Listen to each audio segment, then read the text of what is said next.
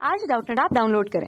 Doubtnut पर अपने सभी गणित, रसायन विज्ञान, भौतिक विज्ञान और जीव विज्ञान के डाउट्स का करो सफाया।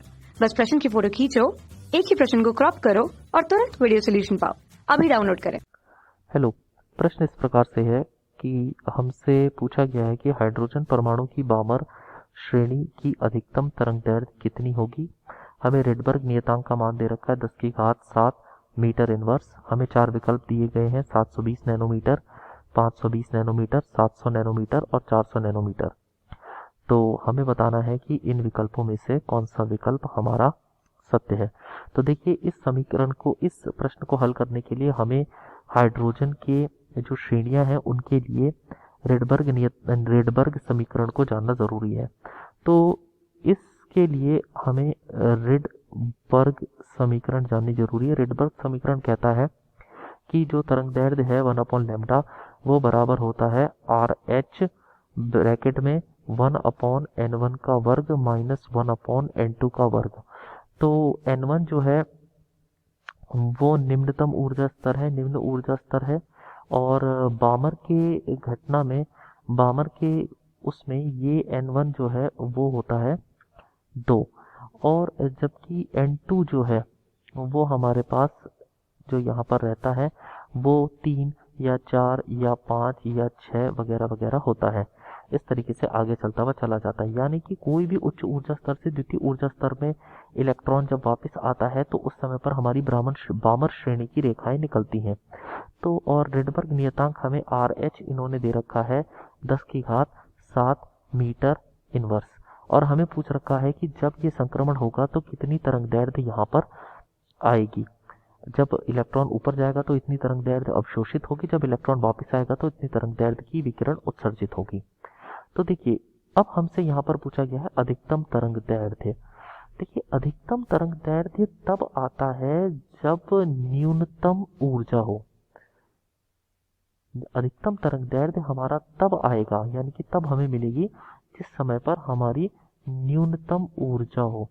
तो न्यूनतम ऊर्जा जब होगी तो यानी कि जो न्यूनतम ऊर्जा होगी तब उस समय पर हमारा अधिकतम तरंगदैर्घ्य लैम्डा आएगा। क्यों ऐसा क्यों होता है? ऐसा इसलिए होता है क्योंकि E बराबर होता है hc/λ। तो E जितना ज्यादा होगा लैम्डा उतना कम होगा। अब हमें तो लैम्डा अधिकतम चाहिए, तो यानी कि ऊर्जा जो है, संक्रमण की ऊर्जा न्यूनतम यहाँ पर आनी चाहिए, और इस आधार पर हमारी जो न्यूनतम ऊर्जा होगी, न्यूनतम ऊर्जा तभी हो सकती है बामर श्रेणी में जब हमारा इलेक्ट्रॉन n=3 से n=2 में संक्रमित हो। तो उस समय पर ऊर्जा न्यूनतम होगी, और उस समय पर जब ऊर्जा न्यूनतम होगी तो उस समय पर लैम्डा जो है वो अधिकतम आएगा। तो इस तरीके से हमारे को ये पता लग गया कि यहाँ पर हमारा n1 जो है वो 2 है। बामर के लिए तो 2 ही होता है, लेकिन n3 जो है इस प्रश्न से हमें पता लग गया वो 3 के बराबर है। तो अब हम यहाँ इस सूत्र में रख लेते हैं, ये अधिकतम तरंगदैर्घ्य कितनी है। तो 1/λ बराबर 10⁷ 1/n1 का वर्ग यानी कि 2 का वर्ग माइनस 1/n2 का वर्ग यानी कि 3 का वर्ग। अब हम इसे हल करते हैं 1/λ, और जो भी ये उत्तर आएगा वो आएगा मीटर इनवर्स में यहाँ पे, और ये हो जाएगा 10⁷, ये हो जाएगा 1/4 माइनस 1/9। अब हम इसे और आगे हल करते हैं, तो 1/λ बराबर हो गया 10⁷, ये हो जाएगा 9 माइनस 4/36, ये हो गया, और यानी कि अब आएगा 1/λ बराबर हो गया 10⁷ गुणा 5/36, यानी कि लैम्डा बराबर हो गया 36/5 गुणा 10⁻⁻7 मीटर। तो इस तरीके से हमारा यह है, तो ये बन गया हमारा 7.2 गुणा 10⁻⁻7 मीटर। अब हम जानते हैं कि 1 मीटर बराबर होता है 10�9 नैनोमीटर के। तो यानी कि यहाँ पर हम इसको लैम्डा बराबर है 7.2 गुणा 10⁻⁻7 गुणा 10�9 नैनोमीटर।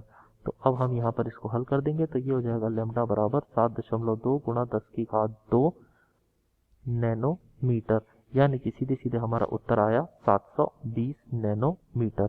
तो इस तरीके से हमारी ये अधिकतम तरंगदैर्घ्य निकल करके आती है। तो इस आधार पर हमारा जो सही उत्तर है वो आता है विकल्प नंबर 1, यही हमारा सही उत्तर है। तो आशा करते हैं आपको ये समझ में आ गया होगा। धन्यवाद। कक्षा 6 से 12वीं से लेकर नीट, IIT, JEE वो एडवांस के लेवल तक 1 करोड़ से ज्यादा छात्रों का भरोसा। आज ही डाउनलोड करें डाउटनेट ऐप या व्हाट्सएप करें अपने सारे डाउट्स 8400 400 400 पर।